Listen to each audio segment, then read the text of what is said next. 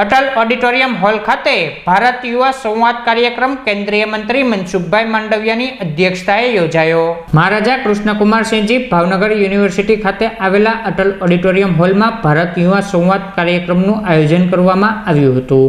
આ યુવા સંવાદના માધ્યમથી દેશની વિરાસત, વિકસિત ભારત અને નશામુક્ત ભારત, નશામુક્ત યુવાનો અંગેના વિષય ઉપર કેન્દ્રીય મંત્રી મનસુખભાઈ માંડવિયાએ યુવાનોને પ્રોત્સાહિત કર્યા હતા। અંતમાં ઉપસ્થિત કેન્દ્રીય મંત્રી મનસુખભાઈ માંડવિયા, યુનિવર્સિટીના કુલપતિ ભરતભાઈ રામાનુજ સહિતના મહાનુભાવોની ઉપસ્થિતિમાં નશામુક્ત અંગેના શપથ લેવામાં આવ્યા હતા।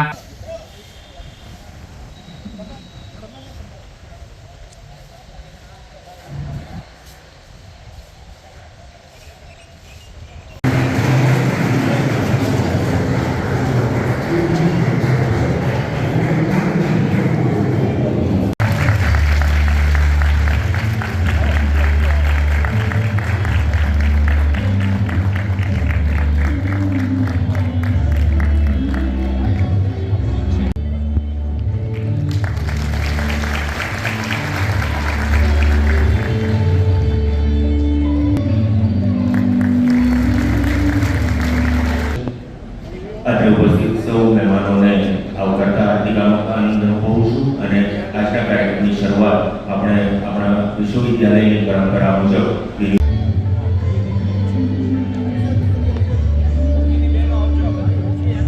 ખૂબ મોટી સફળતા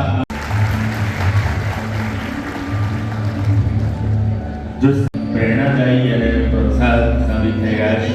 માનનીય મંત્રીશ્રીનો ખૂબ ખૂબ આભાર। દિલીપસિંહભાઈ અને બહુ જ ઓછી તૈયારીમાં આ સુંદર કામ શૈલેષભાઈ અને જોશી સાહેબની ટીમે કર્યું છે। એમને ખૂબ अपने जिले और अपने राज्य को नशा मुक्त बनाने का दृढ़ कि अधिक से अधिक युवा नशा मुक्त भारत अभियान से जुड़े, हर संभव प्रयास करूंगा। जय हिंद। को स्वीकार करते हुए आज हम सब नशा मुक्त भारत अभियान के अंतर्गत आदरणीय प्रधानमंत्री जी 2047 यानी कि जब देश आज़ादी शताब्दी वर्ष मनावतो हो त्यारे विकसित भारत ने संकल्पना देशनी सामे राखे छे। कोई भी देशे समृद्ध राष्ट्र बनवुं होय तो देशना नागरिक स्वस्थ हो, स्वस्थ समाज समृद्ध राष्ट्रનું निर्माण કરી શકે।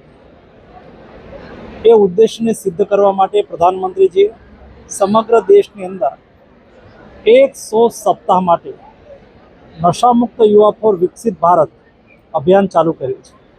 ગત સપ્તાહે દેશની અંદર 28,000થી વધારે સ્થાનો પર 1.25 કરોડથી વધારે યુવાનો એક સાથે જોડાઈ વિવિધ સ્પિરિચ્યુઅલ ઓર્ગેનાઇઝેશનના સહયોગથી નશામુક્ત યુવા ફોર વિકસિત ભારતનો કાર્યક્રમની અંદર આદરણીય પ્રધાનમંત્રીજી સ્વયં ઉપસ્થિત રહ્યા હતા।